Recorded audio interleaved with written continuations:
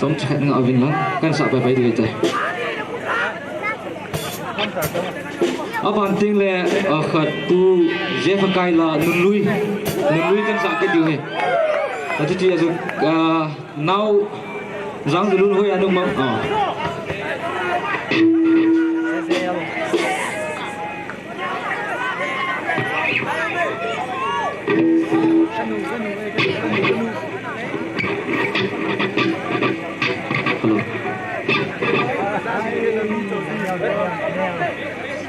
Base.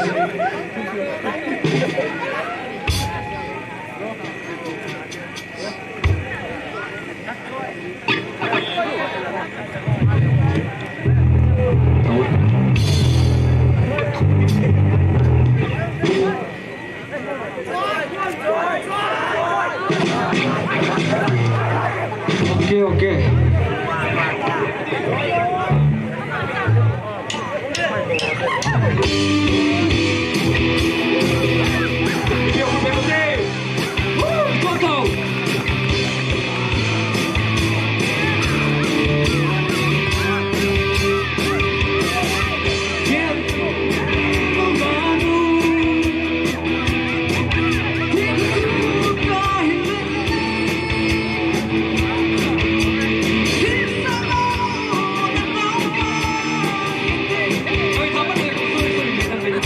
Sorry.